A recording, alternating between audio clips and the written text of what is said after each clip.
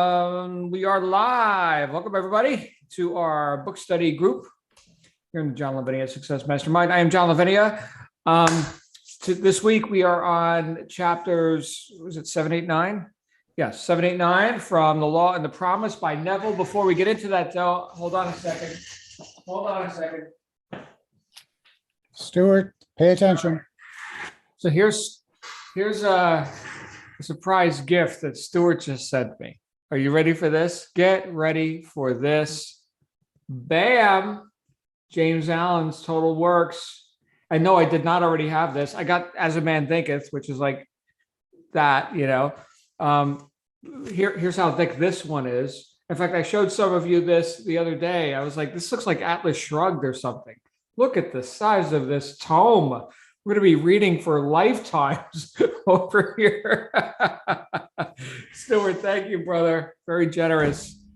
Good times. All right, so our next book, everyone, is The Complete Works of James Allen. Start. Oh, I can't hear Stuart, but he's muted. Muted. 8 Pillars of Prosperity.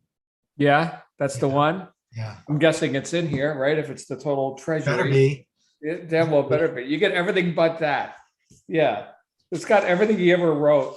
Like crap he wrote on a piece of toilet paper. It's Right, in here, letters but to everything. letters Oh my goodness. Look at let's see if it's in here. And if that's the case, we're gonna go for it. 8 Pillars of Prosperity, page 523 to 591 in this volume. So anyway, 8 Pillars of Prosperity. I like it. 1911. Very good. As a Man Thinketh was 1903, as I recall. Yep, there it is. 1903. As a Man Thinketh. I have the PDF that I can send out to everybody. Oh, okay, great. Yeah, obviously it's long out of copyright. Copyrights last 70 years. All right, guys. Welcome to the book study group. I see Bob and Missy and Catherine and Daisy and Giovanna. Giovanna's here. Linda's here. Lindsay, Stuart. Ivie's not here yet. She might actually be asleep.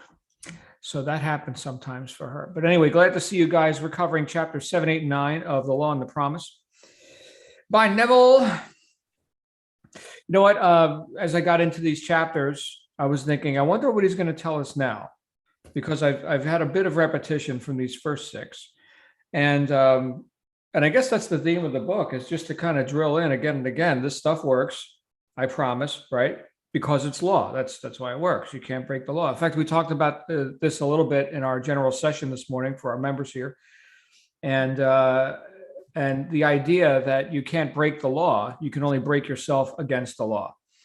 Gravity, as an example, right? I would say that qualifies as a law. Try breaking it. You will lose. And there's no, consolation prize or whatever for ignorance. You don't get extra credit for saying, oh, well, I didn't get the manual. I didn't get the memo. Too bad. So I kind of like that. I like working with the law, which is another book we read by Raymond Hollywell. But I'm going to go ahead and just share real quick, and then we're going to open it up for discussion. Let's see here. Giovanni, your friend just joined. That's great. Well, glad they're here. Very good. Welcome, Karen, to the actual mastermind group. So, Kendall, here I am. So moods. I got a little chuckle just reading the title, but this week we will cover moods through the looking glass and enter into, which I got a lot out of enter into. But moods right here, right after this Winston Churchill quote: men regard their moods far too much as effects and not sufficiently as causes. I feel this way because this happened to me, right? Moods are imaginal activities without which no creation is possible. We say that we are happy because we have achieved our goal. We do not realize that the process that works equally well in the reverse direction, that we shall achieve our goal because we have assumed the happy feeling of the wish fulfilled. In another book, it was either Awakened Imagination or Seed Time and Harvest. Anyway, I've read a couple of Neville books, but he talked about the law of reversibility. I think we talked about this last week. Okay.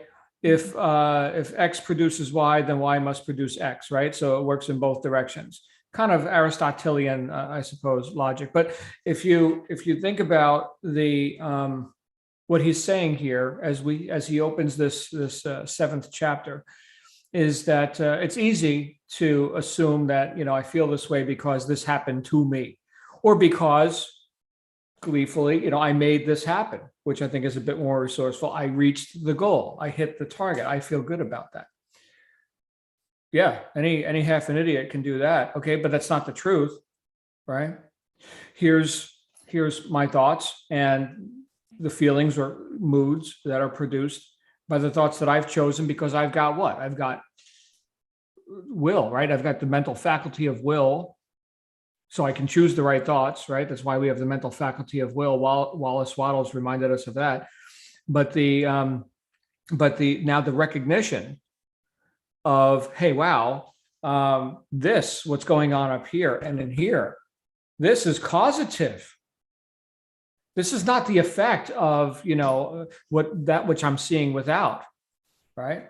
That which I'm seeing within and getting into resonance, into harmonious vibration with, like he talks about in the later chapter, enter into, right?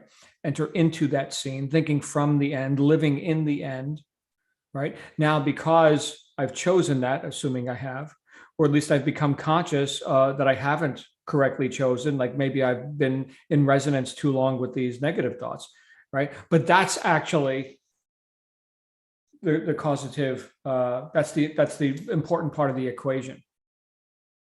And so, that I infer tremendous responsibility from that. That's wow. So now who's really responsible? Who's really causing this stuff?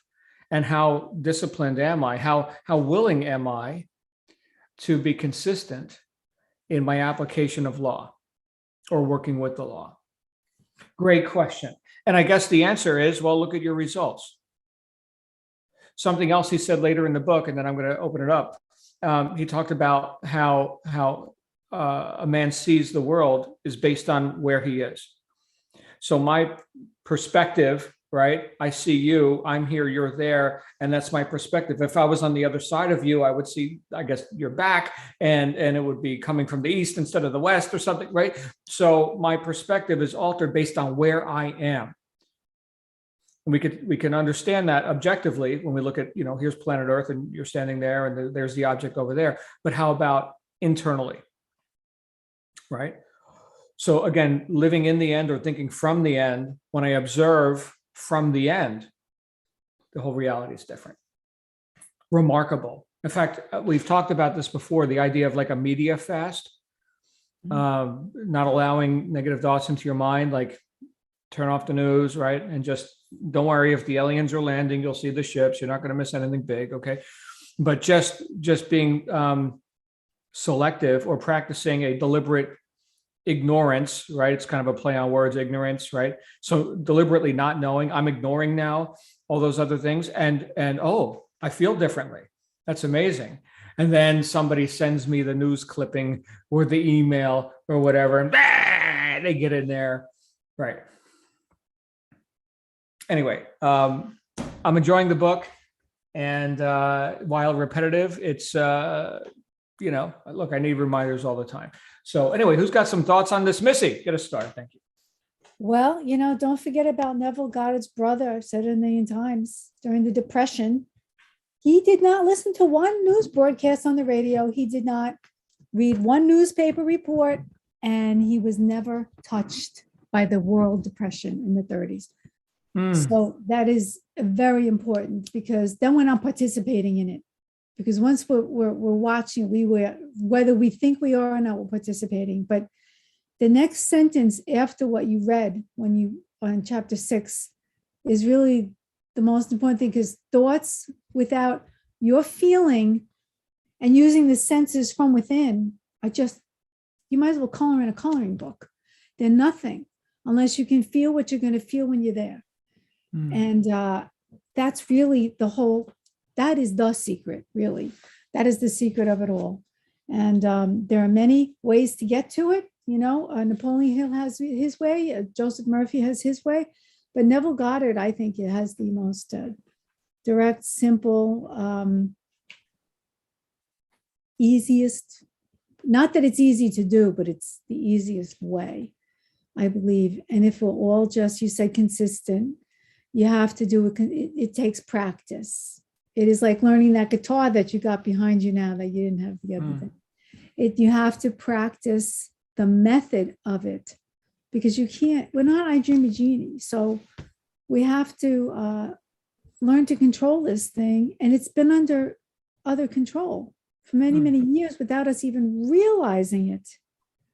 Until I came here, I thought I had a brain in my head. And then I realized, whoops, I must have left it somewhere. I must have left it. You in feel like prison. the scarecrow from the Wizard of Oz? Oh, if I only had a brain, right? A little, not really, but you know what I'm Okay. saying. I feel like more like the dog. He's the only one who knew what was going on. But it's really, if we'll all do it, all our lives will change. You have done it for many years. And I can see the change happening. I get frustrated when it doesn't continue. Oh, I drop off. I go back to the old programming for a minute. But there's no doubt that I'm inching up that mountain, and my perspective is changing, because there's something below me. I didn't know that. I thought I was, buried 20 feet below the ground. So now I'm inching up above the surface, and it's nice. It's really nice. That's beautiful. Thank you. Thank you, Missy. Bob, while you've got a hot mic, you got something to add to all that? No comment. Very good. There's that. Stuart, I was absent because the cat, she who must be obeyed, needed some tender, loving attention. And so I'm cursing the cat under my breath because she's keeping me away She's from sick.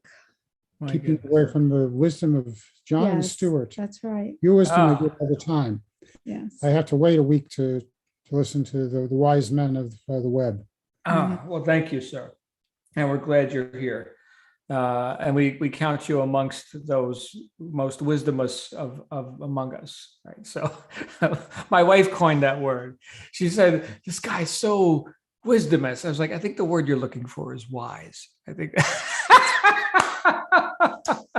that's great. But something Missy just brought up, right, is like the thought without the feeling is limp, right? Kind of ineffectual, right? And then you mentioned the guitar. I remember listening to this great guitarist in an interview, and he was talking about all this stuff that young guitarists do to just basically waste their time. And the comment he made was that the improvo meter goes up when your hands are on the guitar, not when you're reading guitar magazines, not when you're shopping for guitar gear, not when you're talking to your friends about the cool guitar.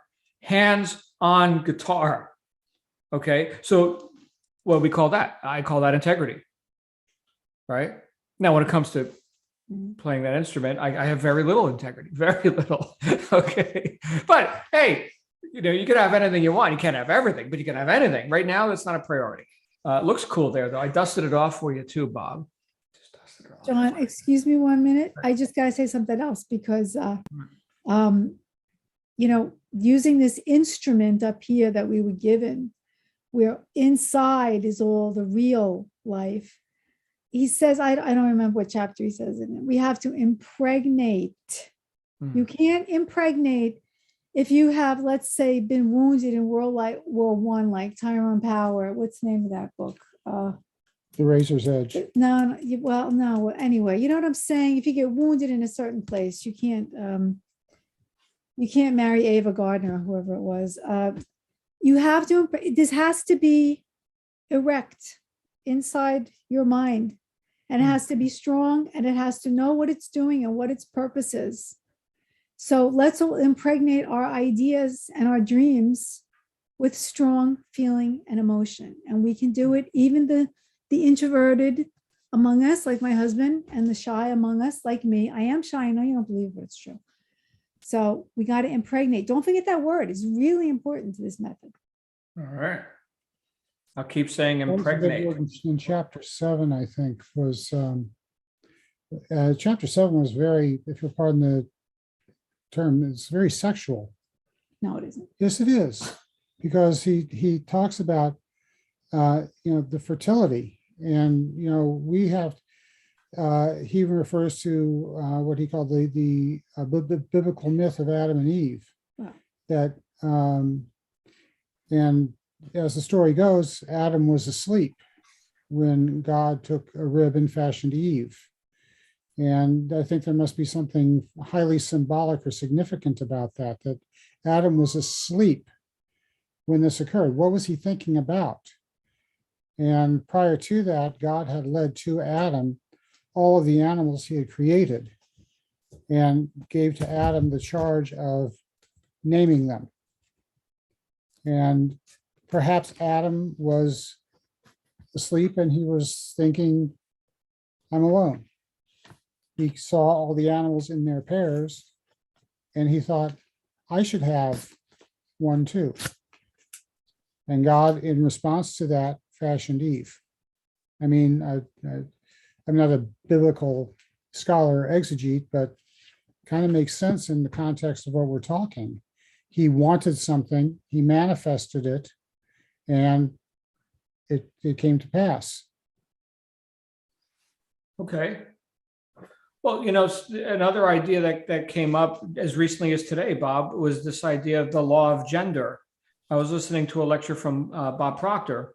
He was talking about the various laws of life, right? Cause and effect, vibration, perpetual transmutation of radiant energy. Anyway, the law of gender, which is like a creative law where you've got a male and a female aspect to everything. So that could be like an Adam and Eve kind of a thing, or an impregnation, as Missy was talking about, because she's on an impregnation trip. So there's that. But coupled with that idea of a male and female aspect, or we could say an objective and subjective aspect, I suppose would be another thing we could look at. There's also this idea of gestation periods, right? So, and with all the, I was just about to hold up this book because it's on my desk. But in all the purports that we're reading in this book, all the stories, we've seen various gestation periods. It was that night he sold the house in his sleep, right? The house was sold, or it was 3 weeks later. So we're seeing what I think is a very arbitrary gestation period, as opposed to, and here's the thing, everybody, as opposed to, let's say the law that the farmers work with, right? Here's the seed, and the gestation period for that seed, very predictably, is 3 weeks, is however long, right? We're talking about impregnation. So here's the seed called a human baby, right? 9 months, right? So, and we don't question that because it's a known, predictable thing. Here, we're talking about reversing the tide, which may have been going in this direction for a long time, but does it have to take a long time to go in the other direction? Not saying it's necessarily going to be instantaneous, but I think a lot of times people get off the path because they expect microwave results. Hey, I signed up for the deal, or I bought the book and I read 10 pages of it, or whatever your story is about it. And never mind that I've been, a ne'er-do-well for the last however many decades. Now I've seen the light and I should instantaneously bear, the fruitage of that. Well, maybe not. I guess the thing that we could maybe cite as something that would shorten the gestation period for something as subjective as manifesting this or that goal would be, number one, necessity level, right? How bad do you want it? Like Napoleon Hill talked about, a white hot burning obsession. That kind of speeds things up, right? So that's one thing. But I think regardless of whether or not we feel an urgency for it, I think what Neville was talking about in these chapters, living in the end, the perspective and how you see the world because you've entered into it in chapter 9. You entered into that, right? So now it's a yoking, right? That's what yoga means, a yoking of the male and female aspects of it. It's no longer subject object. It's no longer here's me and out there somewhere is the hoped for better circumstances. I am that already. I am that. So now it's not me and, there is no and. No and. In fact, I heard a lecture from the late Tom Johnson, who's a minister in First Church of Religious Science out in California. And he talked about the title of the lecture was No And. Me and that. God and that. No and.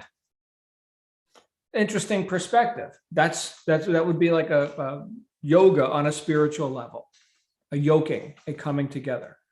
Guys, I'm inspired by this. And it's all good talk, right? It's all good talk. Now do it. Give me time. I'm still practicing. Okay. It's only been a few decades. Ivier, who shall not sleep, is amongst us. Behold, ladies and gentlemen. Oh my God. Hello, John. Hi, everyone. First and foremost, I just need to apologize to Virginia. Virginia, I promise I will get back to you. Yeah, this day has just run away from me. But as Missy was talking, and as you were talking, John, two things struck me. So in terms of perspective, it's amazing how a person who is in a place of lack or doesn't have enough or can barely make ends meet, right, sees everything as either too expensive or I don't need that or why should I buy that? Not necessarily because they're frivolous items or that they're expensive in of themselves, but it's just because that's where that person is. That's their mindset. That's their current whatever. And they just can't see past that. Rather than say, I can get this, I do deserve this, and just own that they want that, right?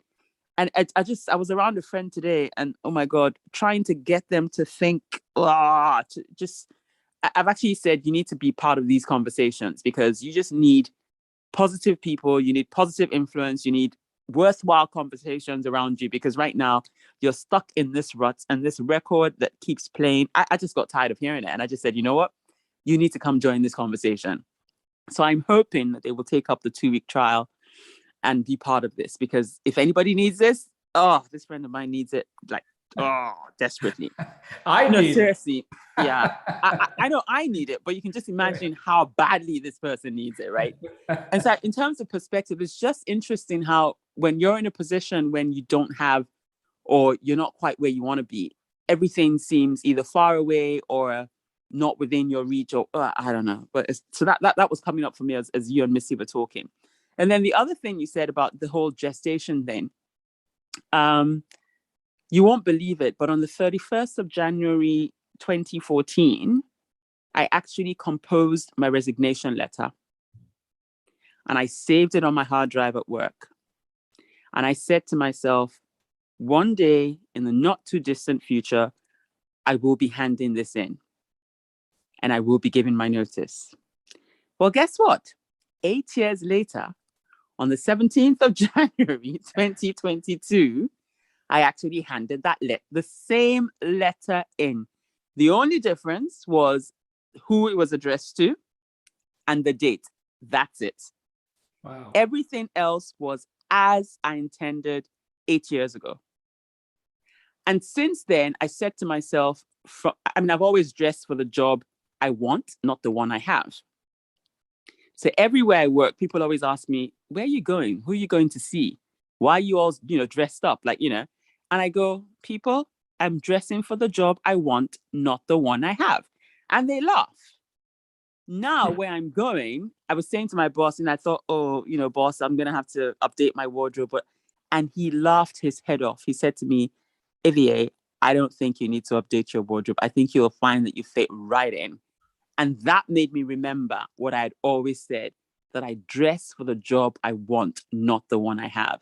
I've only had this boss 18 months, but he's so impressed with my dress code and whatever that he thinks I'll fit right into the new role, that I wouldn't have to update my wardrobe. And I'm thinking, no, I think just one or two pieces that just will stand out, right?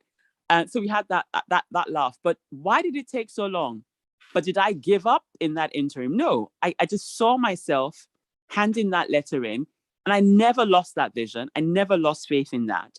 I never stopped going for interviews. I never stopped, reaching out to my contacts because I knew it would happen. But in that time, what was I doing? I was honing my skills, getting better, right, at what I do, so that now I'm the resident expert. And everybody who has spoken to me since they got that letter today because I CC'd the world. I mean, I CC'd the director, HR, I mean, you name it, everyone got a copy, right? Because I was just excited. I'm like, I'm spreading the news myself, right? And everybody wanted to have a video call with me. And they said to me, oh my God, we're sad to see you go, but we're pleased for you professionally. This is where you should be. This is you. This is the next step. Great decision. Don't regret it. You're well positioned for it. I mean, everybody without no dissenting voices. But it took 8 years to get there. But I never lost faith. I wrote that letter and I actually manifested in my head. I saw myself handing it in to my then boss, and I said, you know what? I will be walking out of here.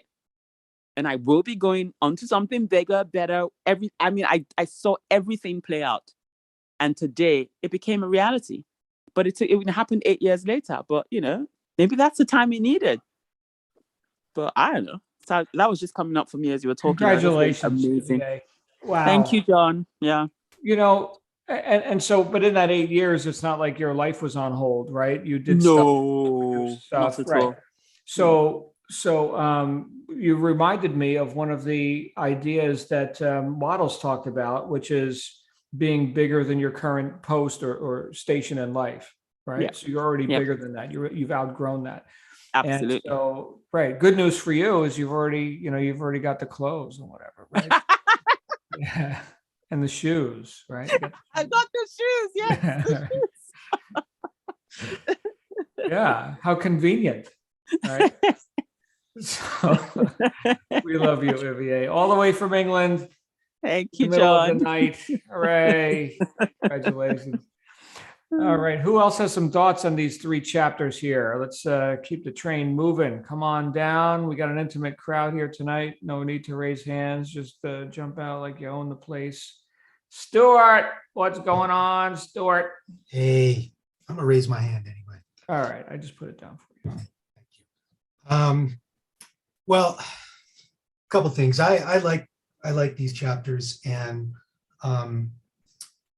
like Bob was talking about, I felt that and relating to the concept of the creative act, right? We've talked a lot about this, about how the creative act parallels or there's similarities between birthing an idea out of the ethers, as we say, and let's say a pregnancy, a conception, the creation of life, right? Or even in the biblical sense, 6 days and all that kind of stuff. So I really hit on that as well. I like, going back to chapter 7 in moods, and hitting on what Missy said about an idea that is just an idea produces nothing, right? And unless you, unless you're putting your feeling or you're clothing it in 5 sense reality, or you're not nourishing it or feeling it or feeding it, then it's just an idea or a fleeting thought. He reminds us again in this chapter that feeling is the secret. And I keep feeling like every time I hear Neville say that's where the whole concept of the secret comes from, in the movie and the book and all that stuff from the, I want to say it was in the 90s, right? But I think it all goes back to Neville and this idea that feeling is the secret.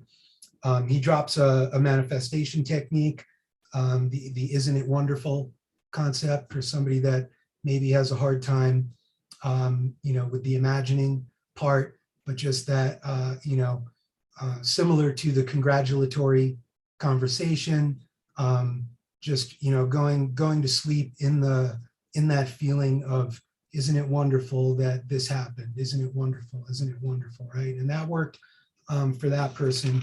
And so I think that's a cool thing. Blake quote, if the fool would persist in his folly, then he would become wise. I thought that was a good one. The mood of the wish fulfilled is the high tide that lifts us off the bar where we usually lie stranded.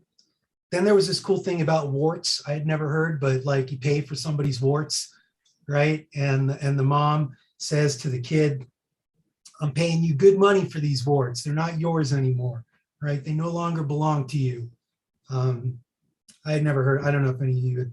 I'd never heard of that either. I think it's an interesting concept, though, is that if you can agree that I don't own these anymore, well, I guess there's that, right? So And it it was seemed the to work kid- for good. Yeah. And it was the kid that believed it, excuse me, because it was the mother telling him that, whereas other people that she tried to talk about that couldn't quite grasp the concept. But absolutely, if you believe that they are not yours anymore, then you can let that go. And I think that goes with anything, not just warts, right? But I thought that was cool. We need not wait for the, and I'll put in here, organic uprising of new moods. We can create them at will, right? Then in chapter 8, through the looking glass, the concept of looking through versus looking with, right? Something as the tool versus a pass-through concept, right? So the eye and the window concept that he was talking about, right? We look through the window, we don't look with the window. You look through the lens in your eye, you don't look with your eye, right? So the concept between maybe looking and seeing, I thought that was pretty cool. It is possible to pass through our sense fixations into an imaginal structure of our own conception. We're not the tenant of our brain, but the landlord, right? And I've Oh, I also, loved that. Yeah, that was good. I've also heard that like we're not the servant of our mind, but the master, right? That concept of the master versus the servant. I like where he talks about the center of imagining and how we can shift the center. We're the center of imagining with powers of intervention that enable us to alter the course of events in our lives through a series of mental transformations, and that we must be imitators of God. And I thought that was a cool thing. And I think, depending on your perspective, you could see that as blasphemous, but this concept that we are the creators, right? And if the essential quality of God is that God is a creator and that we are in that image, right? Then that's also our birthright, is to be creators. He said we must be the state in order to experience the state, right? And that entrance, which I misread as entrance, which I thought was interesting at first, just because those two words are spelled the same and have almost an interesting etymology, right? Or similar. But that entrance into the state commits us to the state. And I looked up from one of his lectures, Neville's definition of states. A state is an attitude of the mind, a state of experience with a body of beliefs which you live by. And always expressing a state, you identify with it by saying, I am poor, I am rich, I am known, I am unknown, I am wanted, I am unwanted. So anyway, that's Neville's definition of a state. But he talks about shifting the center of our imagination by changing our awareness, right? And we can change our awareness by shifting focus. And he talks about that can be done, it can be done physically, right? By shifting your physical perspective, but really that it's done by changing, your mental perception. He talks about the eye of imagination, which immediately made me think of the symbol that he has on all his books. I don't know if you've seen what I call Neville's logo. Missy, do you know what I'm talking about? It's the eye of the heart. So there's a heart with an eye in the center of it, and then there's a fruiting tree that blossoms out of the heart. And when asked about what that symbol meant to him, well, of course, he quotes the biblical quote, which is, as a man thinketh, so shall he be, which of course is where James Allen, gets the title for his book. But he says, if we only use our senses, then the eye of the imagination is deflected from the truth, right? And most of us would say that the truth, or let's say many of our peers would say the truth is based on your five sense reality. But he's saying, no, no, no. The truth is what lies beyond your five sense reality, right? So if we use our senses, we're deflected from the truth. And the truth is that we have the ability to transcend five sense reality and create our own reality. In the world of sense, we see what we have to see. In the world of imagination, we see what we want to see. I thought that was a cool quote. Mhm. Well, and this one hit me pretty hard. The senses join us in an unholy wedlock. Did you catch that? Right? And he's essentially saying, to the facts, right? Or what would be perceived as the facts, five sense reality, or consensus reality. And then he gets into like mental traveling and astral projection, which was one of the anecdotes about the woman that visited her daughter, right? And that she saw her mother there.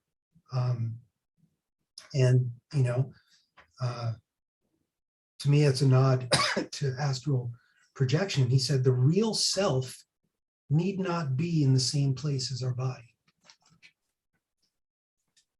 Powerful.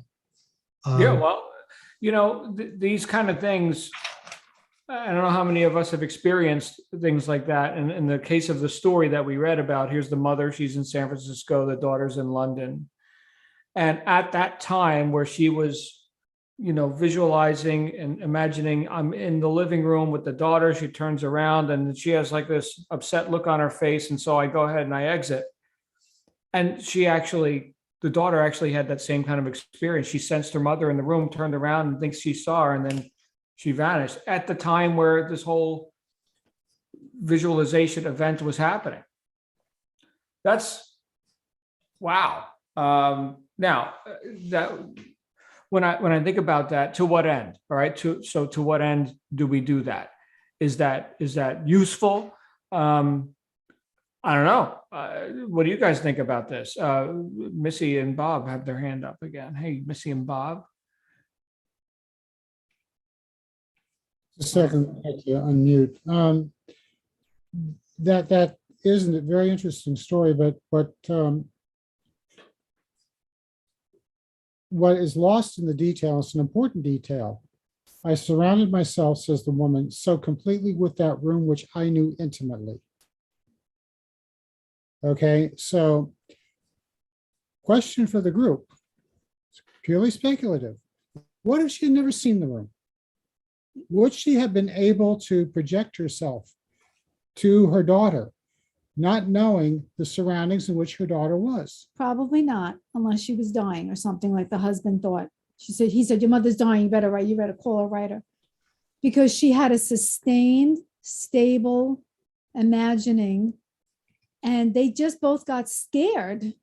And the mother too, like, oh my God, I really went there. She couldn't handle the power that she realizes within her, all of our grasp. And I have thought that I've seen my mother or my father like really quickly, they're gone on, but I'm sure we've all had that, but Are yes. they not in a setting that is familiar to you? Yes, no, Okay. no, but with that mother and daughter, if she didn't know the room as she did, that might not have happened. It was easy. She didn't have to concentrate on conjuring some other thing. That made it possible, in my opinion. Who's to say she was right, Bob? Who's to say she was right? The daughter may have remodeled the room or something. Well, she knew the room, though. She had some idea as to the situation of the room. She knew where to go in London. She knew it intimately. But if we're transcending, objective facts, then do the facts even matter? That's Well, what's coming up from me. my question is, if you wanted to project yourself, or if it were possible, if you had reached the level of expertise that these people had, could you project yourself to someone in a situation where you had absolutely no idea what their living room looked like, what their kitchen looked like, where they lived? Yes, the Navy does it, or the Air Force does it. They do astral projection. What? They have people sitting in a room and they tell them to go here and think about it, and the evidence comes back that they're right and they've gotten information that way. Okay. It really, really works, but it takes this, and well, MK Ultra is different than that, little bit. Okay. different. I, I But I didn't want to derail the conversation, but I thought that was very important, that the woman knew what the room looked like in London. She Okay. had an idea as to what it looked like, which probably made it easy for her to essentially bilocate. I don't think she was trying to do that, though. She wasn't trying to She do that, wasn't but it certainly attempting made to it do it. easier to occur, in my opinion. So she stumbled onto an augmented or accelerated use of her mind in that, which brought up another idea for me. So I'm glad we're parking on this for a minute. Accountability. If one was not confined to their body, would they be accountable for anything? I could appear right now inside the bank vault, get the stuff, and poof, I'm gone with no accountability. So I kind of like the fact, I trust me pretty good, but I don't know if I had that much power. I might be in your bank vault right now. I'm glad that you're confined to that body, you guys. You're not showing up and getting my stuff and then vanishing into a poof of smoke, right? Maybe if you gave us your bank account number, Yeah. routing number to your bank, we could try it Yeah. out. Most people will not sustain their thoughts for that length of time. She loved her daughter and wanted to see her daughter. So most Okay. people are not going to sustain. Remember, it has to be stable imagining. Well, she with- also wasn't taking physical objects That's what I from was- one location and She didn't moving it take to the another. candlestick. No, Right. no. So I know I'm going pretty far afield of the purpose of this book, but when we're talking about, being positioned in space and time, there's use for that too. Yes.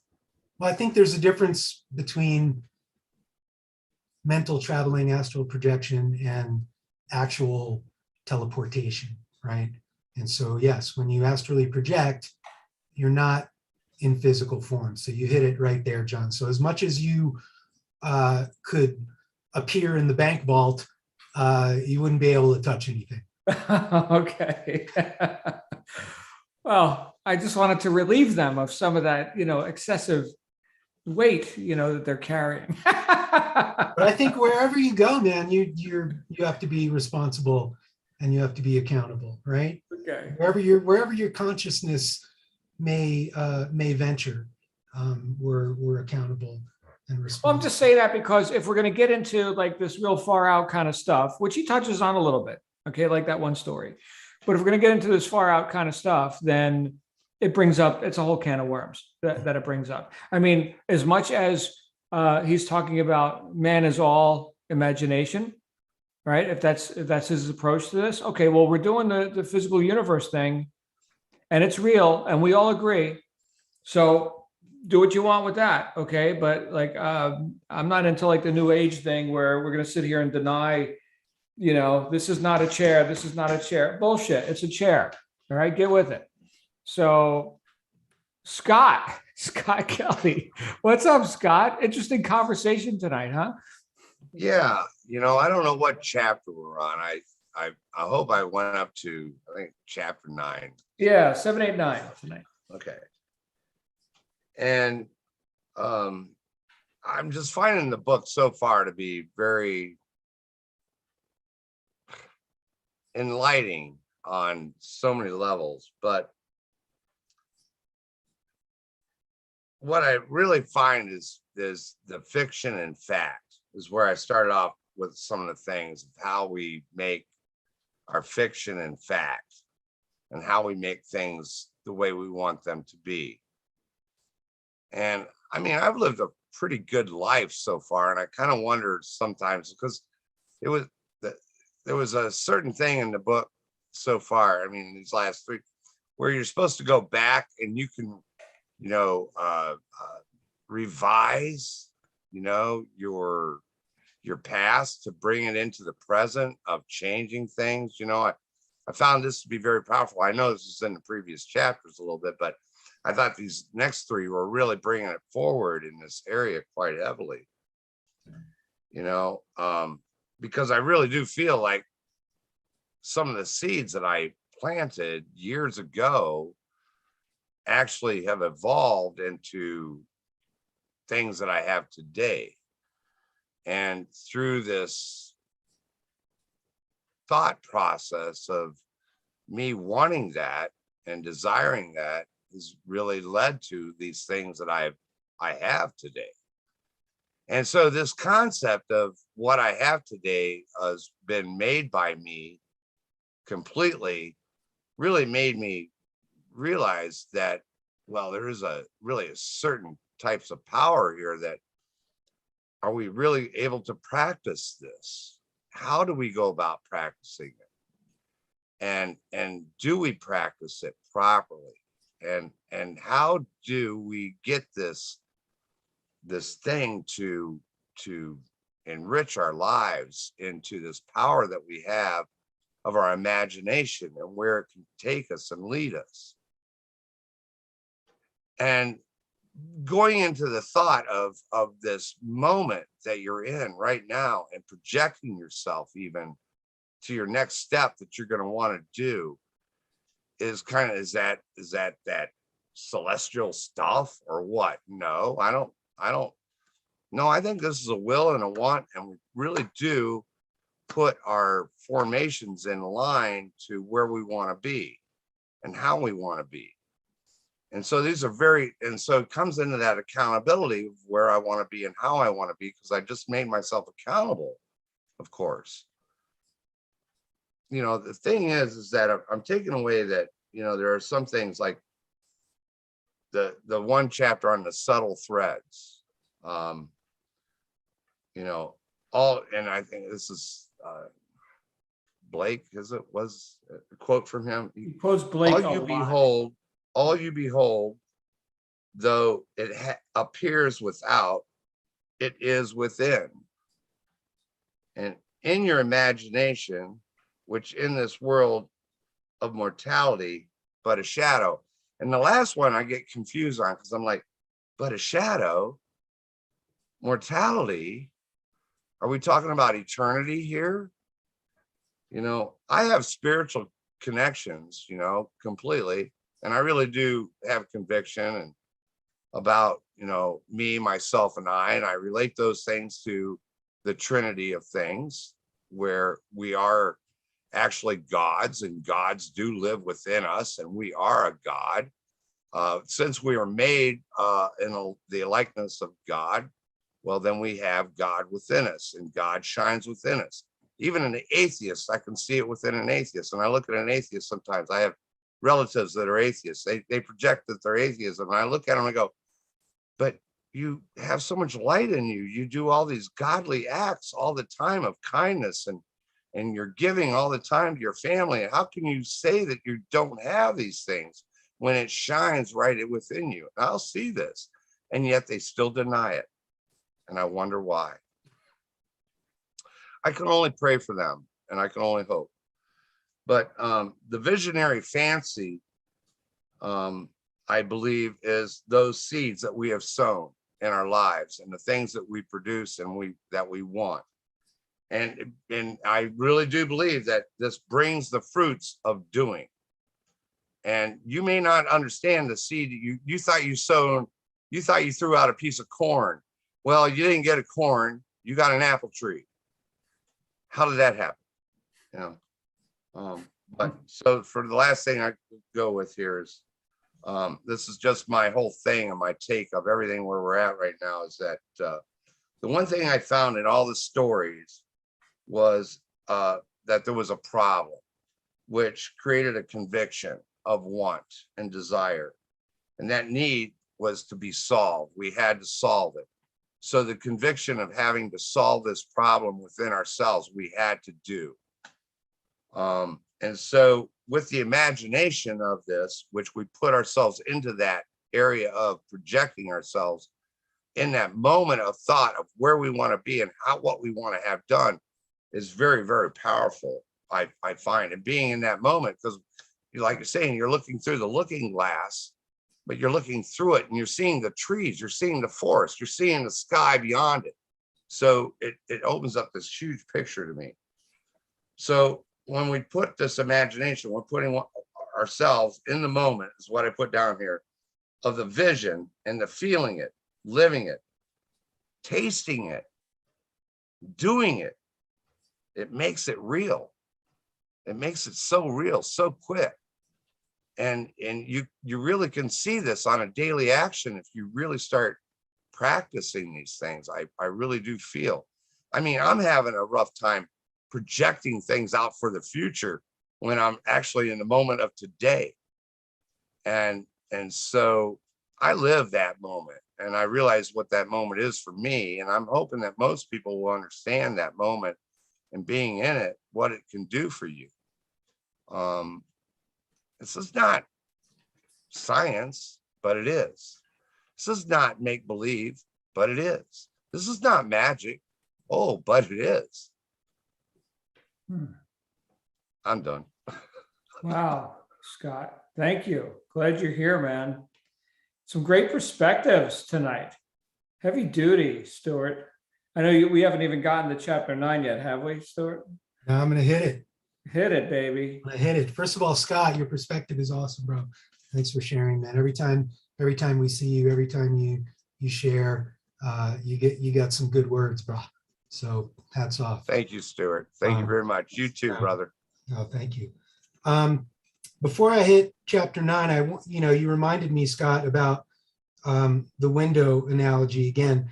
And he says that looking through versus looking with shifts our consciousness to other parts of this world and other worlds. So I thought that was cool about that. Again, the eye of the imagination, he talks about quite a bit. He also says the external world is a shared experience, which I took as consensus reality. I don't know if anybody else kind of made that connection, but there's the shared reality, which is external. I look and I see things, how they are showing us how they are. You look at that, you see the same, maybe with a different perspective, but similar. And so we all agree that, that's a chair, so it's a chair, right? That's consensus reality or whatever it is, but we can go beyond that consensus reality. So to enter into, man, and again, going back to what Bob was talking about this being a very sexual, the idea of a creative process. Here's another Blake quote, right? Entering to the image of the wish fulfilled envelops us or englobes us in a womb, right? So here's again that creative act of, and again, by entering, there are many ways to look at entering, and he even used the words penetrating a couple of times in one of the earlier chapters, right? So you're penetrating, you're entering into this state. Again, the concept of gender, male and female, right? And this creative space is the womb where our imagination creates something, right? And that's that imaginal act. But by entering a state, we impregnate it, right? There we go again, Missy, with what you were saying earlier, and cause it to create what that union implies. So again, I was like, oh my God, there's so much going on there. And then he drops a Psalms reference to the stone, to the cornerstone, right? The stone. And of course, immediately I go to Bob Marley, the stone that the builder refused shall always be the head cornerstone. But of course, that comes from this Psalms quote, the stone which the builder rejected became the chief cornerstone. This is a reference to the building of Solomon's temple, right? And in earlier, in Old Testament, in the reference to the building of the temple, the chief mason picks up a stone and it's too uniform, or he tosses it aside, and then later realizes that that's exactly the stone that he needed to make the cornerstone for the temple.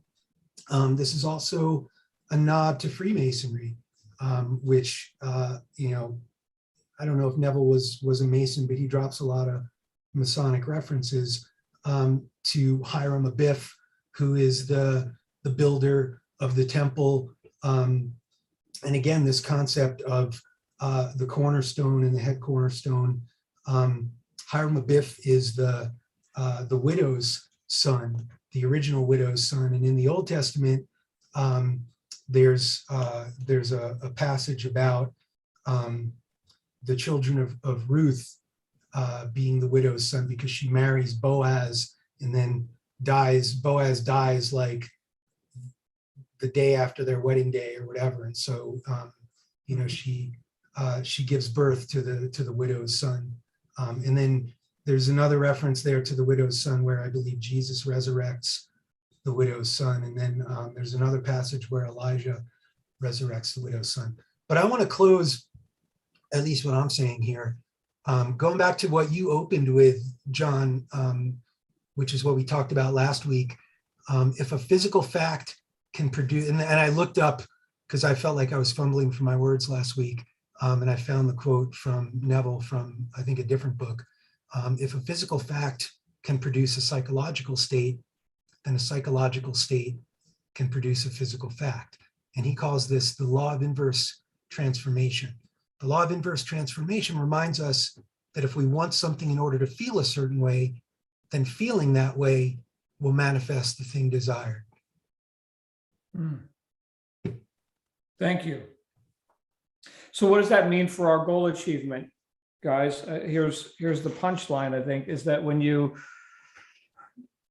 despite all these stories and what you may assume, the people reporting that these results that they've gotten are spectacular results, regardless of what you might assume that they feel, I would say that probably the most common feeling would be, yeah, of course, like a deja vu. Yeah, of course this just happened, right? I've been living in the end. I've been thinking from the end, not just of it. It says here in chapter 9, thinking of it is a confession they are not in it. Thinking from it is proof that they are in it. Entering into the image would give substance to the image. So that's how we impregnate and penetrate, and every other sexual innuendo that you can think of. Missy, come on out. Your final thoughts on all this. Well, it's my final thought, John, and I think it's a good place to close. He tells two stories. One was in chapter 7, one was chapter 9. In the interest of time, I'll just focus on the one chapter 9. Toward the end, the woman who needed money for the restoration of the house, and she did the necessary exercises, and then she says, within 2 weeks, I received a registered letter from Lloyd's of London telling me that I had inherited $7,000 from a woman I had never met. I had known her brother slightly almost 40 years before, and I performed a small service 15 years ago for the lady when this brother had died in our country. She had written to me asking for particulars regarding his death, and she hadn't heard from her since that time. Right. The story in chapter 7 was similar, but it also, I think, it shows, keeping with the theme of creation, development, and growth, planting seeds. She planted a seed by doing something good. she did a good turn for somebody. And she had no idea that this good deed would pay dividends in this way. It would come through at this particular moment. And if there is perhaps anything that we should focus on, it is let us therefore go do good, not knowing necessarily what greater things will come of it. But spend your lives doing good. Powerful. And we could do that right now. And right now, and right now, right? So thank you, Bob, and everyone for participating. Wow, this was a really interesting conversation tonight. We're gonna see where this goes with 3 more chapters under our belt. So chapters 10, 11, 12, things which do not appear, the potter, and attitudes. Nice. I'm excited. Let's get on it. Of course, this is brought to you by the paying members of the John Lavenia Success Mastermind. Go to jlsuccessmastermind.com, grab yourself a trial membership and join the family if you are so inspired. And then what else? I don't think I have any other announcements other than what our next book will be. Now that Stuart has sent me this, it's right here on the cover, actually, Stuart. 8 Pillars of Prosperity. That's the one, right? Okay, great. We're gonna dig into that. So 2 books in a row that I've never read before. Giovanna, you have a closing thought, Giovanna? Actually, I'm just curious, what is Shannon coming back? Shannon, my wife. Not on the schedule. A good question. This move has been at least triple the effort we had originally expected. So give us a minute on that. Plus, we got so many irons in the fire. My goodness. But like with her brand builder stuff, we are about to launch a major like coaching program with that. So stay tuned, and you'll be in on all that as well. Okay. So Giovanna, is that Karen sitting next to you? Yeah. Yes. Hey, welcome to the family. Glad you're here. Welcome. I'm really happy to be in the group. Good. Was this your first experience, the first session you've ever attended? Yes, it is. Wow. So you started with like Neville content. Okay. So talk about jumping into the deep end. Okay. Glad you're here, Karen. Welcome. Thanks, guys. We're going to go. Oh, we're not going to wrap up. Lindsay, you have a thought. I just had one thing. It was great. What Macy said, if you're thinking without feeling, you might as well be coloring in a coloring book. I love it. So, unless you want to color, just better put some feelings into it. I like that. Thank you. Thank you for ending off with that profundity. Thank you. Hey, I hear coloring books are therapeutic, right? They got like safe rooms now where adult children can go and color and play with kittens and stuff. All right, I'm done. I'll see you guys next week.